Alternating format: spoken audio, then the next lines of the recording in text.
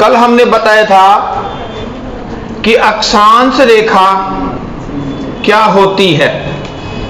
तो आपने कहा था यह है अक्षांश रेखा जो पश्चिम से पूर्व तक, काल्पनिक रेखाओं को हम अक्षांश रेखा कहते हैं। ऐसी बात आपने की थी। कल आपने यह भी बताया था कि यह है 0 डिग्री अक्षांश। इसका एक नाम और बताया था कल अपन ने, विषुवत रेखा। इसका एक नाम और बताया था अपन ने, भूमध्य रेखा। कल अपन ने ऐसी चर्चा भी की थी कि जहां जहां से ये गुजरती है वहां वहां का ताप अधिक होगा। भूमध्य रेखा जहां जहां से गुजरती है वहां वहां का ताप अधिक होगा। जैसे जैसे हम भूमध्य रेखा से ध्रुवों की तरफ जाते हैं तो ताप कम होता जाता है। ऐसी चर्चा अपन ने कल की थी। अब देखना यहां पर बात करें अपन, ये जो है आपके भूमध्य रेखा, भूमध्य रेखा के ऊपर यहां पर मैं काल्पनिक रेखा की बात कर रहा हूं। यहां पर एक है कर्क रेखा, नाम सुना होगा कर्क रेखा। बता सकते हो कितने डिग्री अक्षांश को कर्क रेखा बोलते हैं? 23.5 डिग्री अक्षांश को अपन क्या बोलते हैं? कर्क रेखा। 23.5 डिग्री उत्तरी अक्षांश। तो क्या आप बता सकते हैं कि मकर रेखा किसे कहेंगे? कौन सी रेखा को? 23.5 डिग्री दक्षिणी अक्षांश को हम मकर रेखा कहते हैं। इसी तरह यदि हम और ऊपर चले तो देखना यहां पर आर्कटिक रेखा बोलते हैं। आर्कटिक रेखा, आर्कटिक रेखा किसे बोलते हैं? 66.5 डिग्री उत्तरी अक्षांश को आर्कटिक रेखा बोलते हैं। दो नाम में आप कंफ्यूज हो जाते हो, एक तो आर्कटिक और एक अंटार्कटिक। और आपको पता है अंटार्कटिक का मतलब आंटी, आंटी, अंटार्कटिक आंटी और आर्कटिक, आर्कटिक आंटी नहीं है ना, तो बताओ आंटी ऊपर आएगी कि नीचे? नीचे आती है। तो अंटार्कटिक नीचे आएगी, तो यहां लिख रहे हैं काल्पनिक रेखा, काल्पनिक रेखा अंटार्कटिक, अंटार्कटिक रेखा। ये है 66.5 डिग्री। तो आपको कोई पूछे कर्क रेखा कहां होती है, भूमध्य रेखा के उत्तर में या दक्षिण में? उत्तर में। किसे कहेंगे? 23.5 डिग्री उत्तरी अक्षांश को हम कहेंगे कर्क रेखा।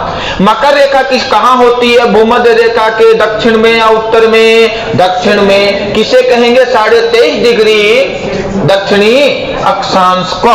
तो बताइए आर्कटिक रेखा किसे कहेंगे? 66.5 डिग्री उत्तरी अक्षांश को। और अंटार्कटिक रेखा किसे कहेंगे? 66.5 डिग्री दक्षिणी अक्षांश को हम कहेंगे। क्लियर? ऐसी बात अपन ने की। अब देखना ये कर्क रेखा जो है, कर्क रेखा आप सबको पता है, आपने ग्लोब देखा होगा। ये है आपका ग्लोब, ये है आपका ग्लोब। ग्लोब में आपको पता है पृथ्वी पर 3/4 भाग पर पानी पाया जाता है। 3/4 भाग पर पानी पाया जाता है। मैं एग्जैक्ट नहीं बना रहा हूं, देखो ये क्या है? पानी। क्या है ये? पानी। लेकिन थोड़े से भाग पर क्या है? भूभाग, स्थलीय भाग। अब आपको पता है स्थलीय भाग है, तो ये है स्थलीय भाग, स्थलीय भाग, स्थलीय भाग। स्थलीय भाग पर कौन रहता है? मानव। मानव को क्या बोलते हैं अपन? जन। क्या बोलते हैं? जन। कितने जने थे? 5 और तुम 8, फिर भी नहीं हत्ते आए। देखना कोई बात नहीं, अपने को डायलॉग नहीं आते हैं। तो कितने जने थे? जने। जने का मतलब जन यहां पर तो ही है, यहां पर है जन, इसलिए इसको बोलते हैं जने गोलार्ध।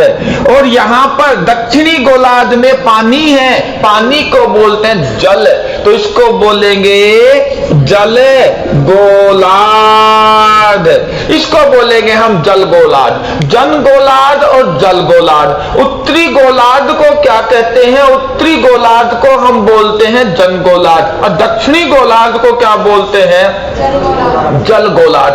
अब आपको पता होना चाहिए, आपकी ये पृथ्वी है, इस पृथ्वी पर उत्तरी गोलार्ध में मानव रहता है। तो उत्तरी गोलार्ध में मानव रहता है तो सीधी सी बात है, भारत भी उत्तरी गोलार्ध में ही होगा। कल्पना कर लो, चाहे दक्षिणी गोलार्ध में तो नहीं होगा, पानी थोड़ी है, तो उत्तरी गोलार्ध में ही है भारत। कोई पूछे कि भारत कहां है? उत्तरी गोलार्ध में। अब यहां पूछेगा उत्तर, दक्षिण, पश्चिम और पूरब। उत्तरी गोलार्ध में तो है, ये क्लियर हो गया। उत्तरी पश्चिमी या उत्तरी पूर्वी? उत्तरी पूर्वी गोलार्ध में क्या है? भारत। भारत कहां स्थित है आपकी पृथ्वी पर? हम कहेंगे उत्तरी पश्चिमी नहीं, उत्तरी पूर्वी गोलार्ध में स्थित है भारत। भारत कहां स्थित है? उत्तरी पूर्वी गोलार्ध में। उत्तरी पूर्वी गोलार्ध में भारत है। अब देखना, आपने कहा भारत उत्तरी पूर्वी गोलार्ध में है, यह आपका ग्लोब है। यहां पर मैं अगर भारत का नक्शा बनाना चाहूं तो काल्पनिक नक्शा बना रहा हूं, यह बन गया भारत का नक्शा। सही जगह बनाया ना? उत्तरी पूर्वी गोलार्ध में। मैंने इधर नहीं बनाया, इधर नहीं बनाया, इधर नहीं बनाया। कहां बनाया? यहां बनाया। मैंने यहां बना दिया, और यहां बनाया तो भारत के बिल्कुल बीचों बीच से एक रेखा भी जा रही है। उस रेखा का नाम क्या है? कर्क रेखा। आपसे कोई पूछे कि भारत के बिल्कुल बीचों बीच से कौन सी रेखा गुजरती है, तो हम कहेंगे भारत के बिल्कुल बीचों बीच से गुजरती है कर्क रेखा। नोट करना है, भारत के बिल्कुल बीचों बीच से कौन सी रेखा गुजरती है, तो हम कहेंगे कि भारत के बिल्कुल बीचों बीच से गुजरती है कर्क रेखा। भारत के बिल्कुल बीचों बीच से गुजरती है कर्क रेखा। कौन सी रेखा? कर्क रेखा भारत के बिल्कुल बीचों बीच से गुजरती है, जो कि अपन ऐसे भी याद कर सकते हैं, 6 मित्र झाग पे मरे, इन राज्यों से होकर के गुजरती है। 6 मित्र झाग पे मरे राज्यों से होकर के ये कर्क रेखा गुजरती है। बताइए कर्क रेखा कहां से गुजरती है? भारत के कितने राज्यों से गुजरती है? तो हम कहेंगे कर्क रेखा भारत के बिल्कुल बीचों बीच से गुजरती है। 1 2 3 4 5 6 7 8 है राज्यों से। 1 2 3 4 5 6 7 8 राज्यों से गुजरती है कर्क रेखा। कर्क रेखा भारत के कितने राज्यों से गुजरती है? 8 राज्यों से गुजरती है कर्क रेखा। यहां पर इनके नाम मैं शॉर्टकट में बोल रहा हूं। 6 फॉर छत्तीसगढ़, 6 फॉर छत्तीसगढ़, मी फॉर मिजोरम, ते फॉर त्रिपुरा, झा फॉर झारखंड, गे फॉर गुजरात, पे for Paschim Bengal, M for MP, रे फॉर रेगिस्तान। रेगिस्तान का मतलब है राजस्थान। तो कर्क रेखा भारत के कितने राज्यों में से गुजरती है? 8 राज्यों में से गुजरती है, जिनके नाम आपके सामने हैं। अब देखना, आपसे अब यहां एक क्वेश्चन पूछेगा, बताइए भारत के संदर्भ में बात कर ले, चाहे कैसे भी पूछ ले, बताइए सबसे बड़ा दिन कौन सा और सबसे छोटा दिन कौन सा? प्रश्न आता है कि बताइए सबसे बड़ा दिन कौन सा और सबसे छोटा दिन कौन सा? कोई बता सकता है सबसे बड़ा दिन कौन सा? पहले तो मैं पूछ रहा हूं कि बताइए सबसे बड़ा दिन कौन सा? बोलो। है 21 है, 21 जून है सबसे बड़ा दिन। सही बताओ। सबसे बड़ा दिन ये तो कह रही है 25 दिसंबर है। अखबार में आता है 25 दिसंबर बड़े दिन के रूप में मनाया जाता है प्रतिवर्ष। अरे वो एक त्योहार है अंग्रेजों का, वो एक अलग बात है, हम उसकी बात नहीं कर रहे। सबसे बड़ा दिन होता है, बोलो, अरे बोलो, 21 जून। क्या आप बता सकते हैं 21 जून सबसे बड़ा दिन क्यों होता है? 21 जून को सूरज कहाँ होता है? 21 जून को सूरज, ये क्या है? कर्क रेखा। 21 जून को सूरज कर्क रेखा पर होता है, यानी कि भारत के सिर के ऊपर होता है। और जब भारत के सिर के ऊपर होता है सूरज, तो सूरज की किरणें भारत पर सीधी गिरेंगी कि तिरछी? सीधी। तो सूरज की किरणें, सूरज की किरण कैसी गिरेंगी? सीधी। और जब सीधी किरणें गिरेंगी, सीधी किरणें गिरेंगी तो गर्मी भी होगी, और जल्दी तो सूरज उगेगा और देर से छिपेगा, तो दिन कैसे हो जाएंगे? बड़े। तो बताइए सबसे बड़ा दिन कौन सा? 21 जून। 21 जून सबसे बड़ा होने का कारण क्या है? तो हम कहेंगे क्योंकि 21 जून को सूरज कहां होता है? कर्क रेखा पर। 21 जून को सूरज की किरणें भारत पर गिरेंगी, सीधी या तिरछी? सीधी।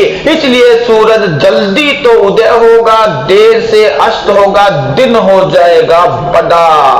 दिन हो जाएगा बड़ा, दिन हो जाएगा बड़ा। अब बात करते हैं सबसे छोटा दिन कौन सा? सबसे छोटा दिन है 22 दिसंबर। 22 दिसंबर को सूरज कहां होता है? मकर रेखा पर होता है। 22 दिसंबर को सूरज कहां होता है? मकर रेखा पर होता है। और जब 22 दिसंबर को मकर रेखा पर होगा तो सूरज की किरणें भारत पर कैसी गिरेंगी? सीधी या तिरछी? अरे बोलो, किरणें कैसी गिरेंगी? तिरछी गिरेगी। और जब किरणें तिरछी गिरेगी तो सूरज देर से तो उदय होगा, जल्दी छिप जाएगा, किरणों में भी कोई दम नहीं होगा, जाडो लागो, यानी कि सर्दियों में। तो कुल मिलाकर के सूरज की किरणें कैसी गिरेंगी? तिरछी। कहां होगा ये? वापस से, सबसे बड़ा दिन कौन सा? 21 जून। 21 जून को सूरज कहां होता है? कर्क रेखा पर। किरणें कैसी गिरेंगी? सीधी। तो सबसे छोटा दिन कौन सा? 22 दिसंबर। 22 दिसंबर को सूरज कहां होता है? मकर रेखा पर। मकर रेखा पर सूरज की किरणें कैसी गिरेंगी? तिरछी गिरेंगी। अच्छा, एक तो हुई बात ये। अब देखना, एक तो होता है उत्तरायण और एक होता है दक्षिणायन। आपने नाम सुना होगा उत्तरायण, नाम सुना है। एक नाम सुना होगा दक्षिणायन।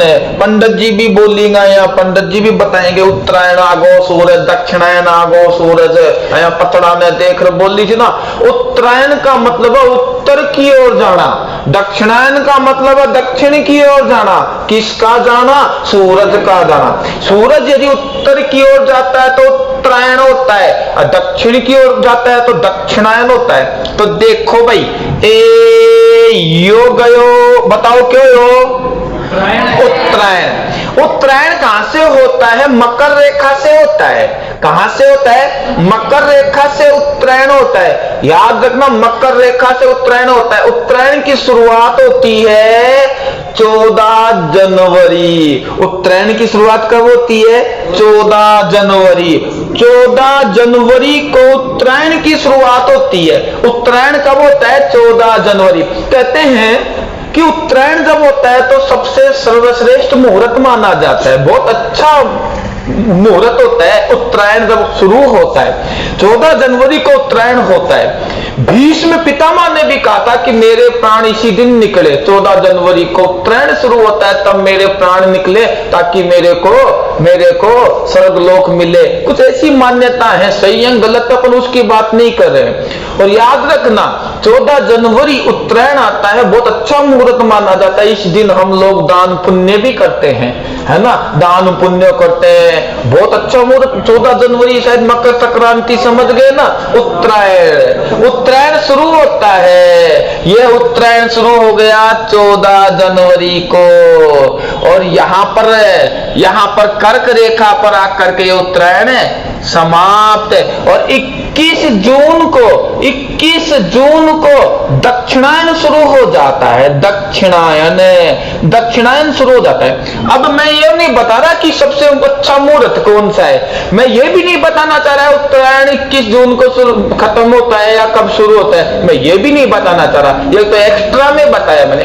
मैं ये बताना चाह रहा हूं, देखो आपकी परीक्षा का प्रश्न, सूरज गयो सूरज आयो, या के काली काली कार ना, ये गानों का काली काली कार तेरी डार्लिंग, या गानों गानों का रीजन, या के काली काली भूमध्य रेखा, काली काली कार डार्लिंग, या कौन कह रहे हो मैं, ये काली काली क्या है, भूमध्य रेखा है। काली काली क्या है, भूमध्य रेखा है, भूमध्य रेखा।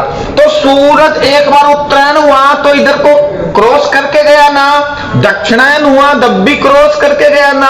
इसका मतलब जब सूरज भूमध्य रेखा पर आता है तो दिन व रात की अवधि बराबर होती है। इसका मतलब दिन व रात की अवधि 2 बार बराबर होती है। ऐसा 2 बार होता है, ऐसा 2 बार होता है। एक बार उत्तरायण होगा तब है, और एक बार दक्षिणायन होगा तब है। दिन व रात की अवधि आपकी पृथ्वी पर बराबर होती है, समझ गए ना।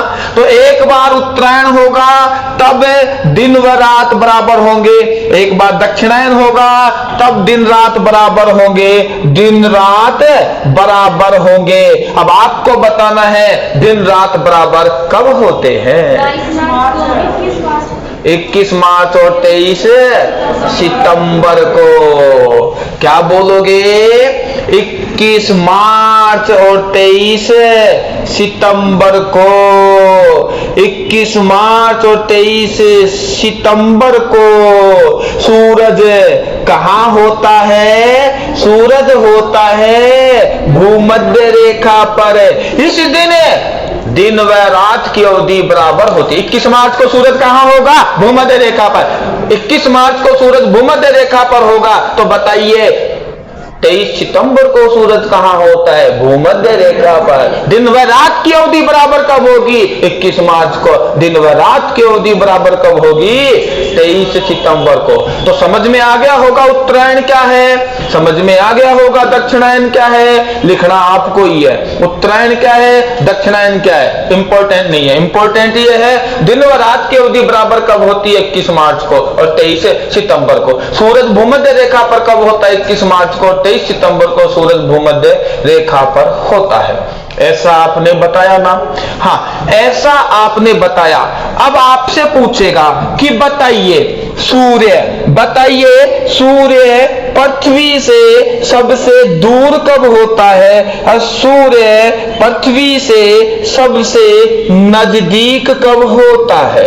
सूरज पृथ्वी से दूर कब होता है, नजदीक कब होता है, ये बताना है आपको। सूरज पृथ्वी से दूर कब होता है, नजदीक कब होता है।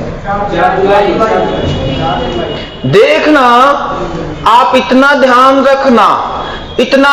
रखना कि यहां पर 2 डेट बता रहा हूं मैं। एक तो बता रहा हूं 3 जनवरी और एक बता रहा हूं 4-6 महीना पास जनवरी का 4-6 महीना का गैप लगा लो। फरवरी, मार्च, अप्रैल, मई, जून, जुलाई, 6 जुलाई हो गो भाई, 4 जुलाई देखना, 4 जुलाई। मैं यहां ये पूछना चाह रहा हूं कि बताइए सूरज पृथ्वी से सबसे दूर कब होता है, सूरज पृथ्वी के सबसे नजदीक कब होता है, बोलो है। सूरज पृथ्वी के सबसे नजदीक कब होता है,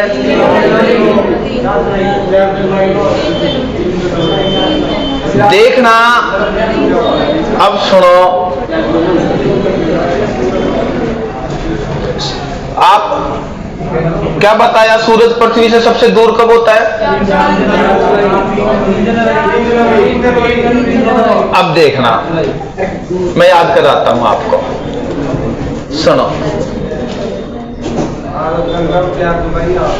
हम ऐसे याद करते हैं, लोग गलत याद करते हैं। प्रश्न आता है कि सूरज पृथ्वी के सबसे नजदीक कब होता है, तो देखो क्या लगाओ, दो नजदीक रहो तो गिरमी लगेगी, गिरमी लगेगी तो गिरमिया में, गिरमिया को मतलब 4 जुलाई उल्टा करना है, आई ना, ये उल्टो कर दिया ना, उल्टा करना है, सब उल्टा करना है। नजदीक कब होगा? सर्दिया में। सर्दिया को मतलब है, सर्दिया को मतलब है 3 जनवरी और 4 जुलाई। याद हो गो कौन गो, ओ गो कौन हो, ए गो के, हाँ भाई याद हो गो के, याद हो गो के, तू आगा को पीछे पटाई तो काल से अंदाज से, हाँ भाई ओ गो ना। अब आपकी परीक्षा में प्रश्न आएगा कि बताइए अपस्वर किसे कहते हैं और उपस्वर किसे कहते हैं? ऐसा प्रश्न आएगा आपकी परीक्षा में, अपस्वर और उपस्वर, है ना। अपस्वर और उपस्वर इजी है, मैं बता दूंगा। कया मन पतो, अप का मतलब ऊपर, देखो अप देखो, डाउन मत देखो, अप देखो, फिर डाउन देख रही, अप देख, अप का मतलब दूर, अरे दूर देखो, दूर, डाउन को मतलब करना है, अप को मतलब दूर, अप देखो दूर देखो, अप देखो दूर देखो, अप देखो दूर देखो, दूर देखो दूर, दूर